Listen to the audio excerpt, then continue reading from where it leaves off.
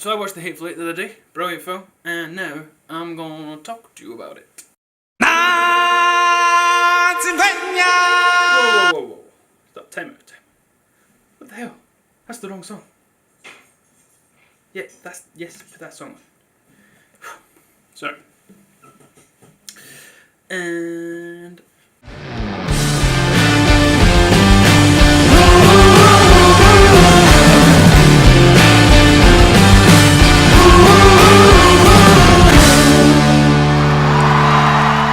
What's up? My name is Nathan Hazelwood, and this week's Little Rant of mine, I am going to be talking about the 8th film by Mr. Quentin Tarantino, called The Hateful Eight. Now, if you haven't seen it, I'm going to assume that you're ill, stupid, or just not into good movies. But the main plot of the story is about a bounty hunter called John Ruth, aka the Hangman, transporting the fugitive Daisy Domergue, that's a brilliant name, to the town of Red Rock for hanging.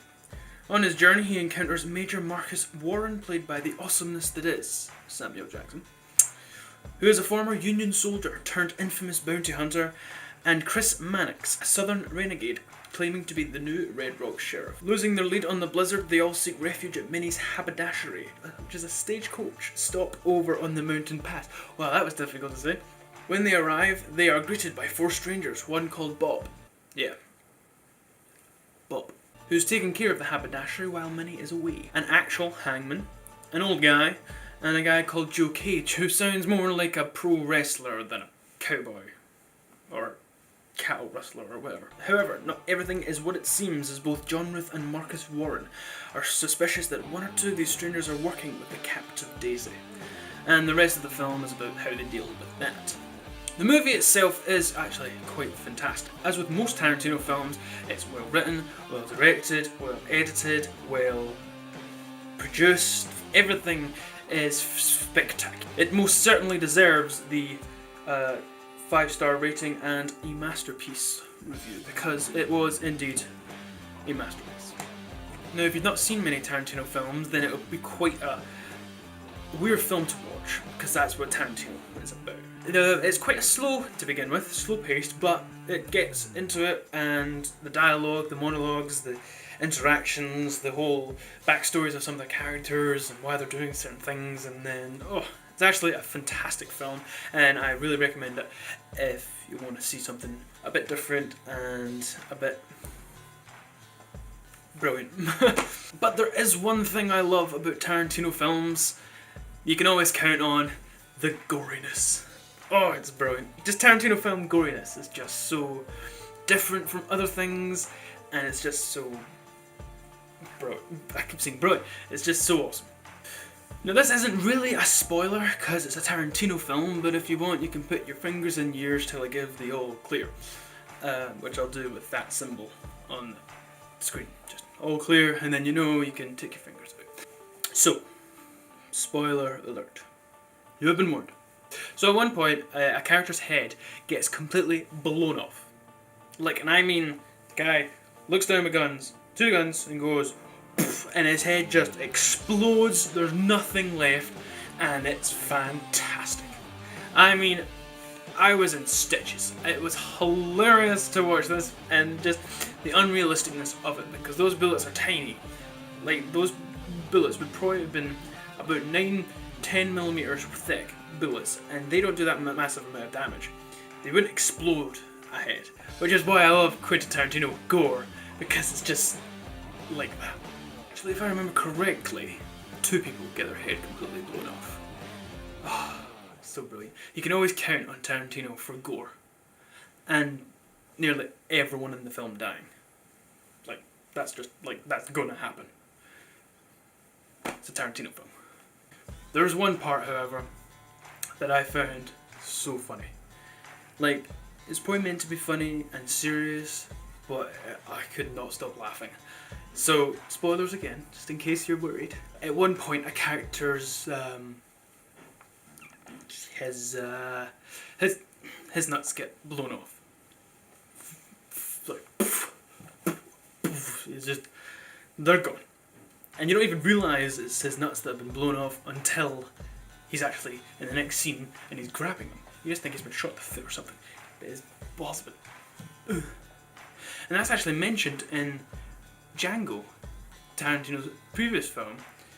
Samuel Jackson's character says to Django, played by Jamie Foxx, that the people at the house want to cut off his nuts and let him bleed from it. So I think that may have been a reference. That may be a reference. There's quite a few I felt in it, but that's another topic. But actually, now that I think about it, nuts getting blown off by a gun, that could be a comedy. That could be a sketch. I'm gonna go write that sketch right now. Done. Right. Let's get to it.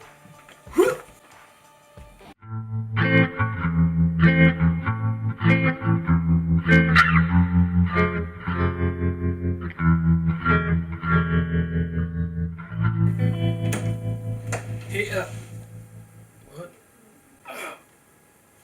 Oh. What happened? I just got my nuts shot off. Oh. By who? I don't know, he just appeared and shot me. In the nuts? Yes. How many times have I got to say it? Where's all the blood? We couldn't afford it. Oh. What? Never mind. What did he shoot you with? Oh, with this. A Nerf gun? Yep. How? That doesn't even make sense. No, it just happens. How does it feel? It feels like I got my balls blown off. No, I mean, how does it feel having nothing hanging there? No different than usual.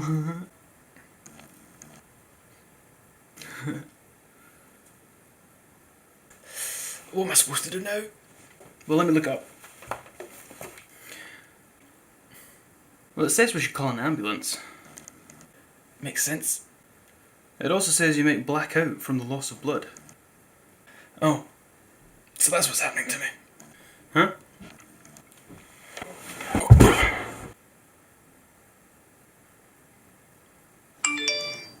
Oh, someone beat my score on Candy Crush.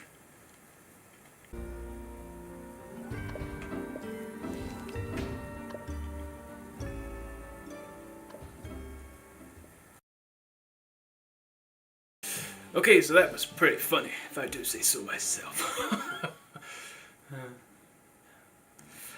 Anyway, moving on to the next part of this rant, which is about my channel. Now, if you didn't notice, I have renamed my channel Me, Myself, and I, because I think it works better for what I'm making.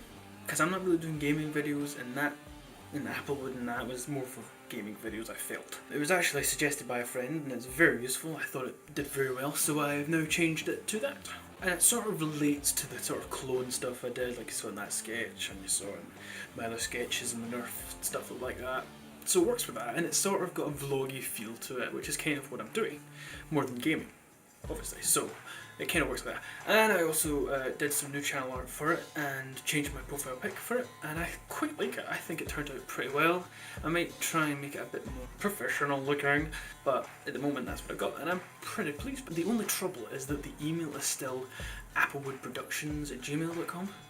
And I don't want it to be that. I want it to be me, myself, and I at gmail.com, or I guess I could change, just set up a new email.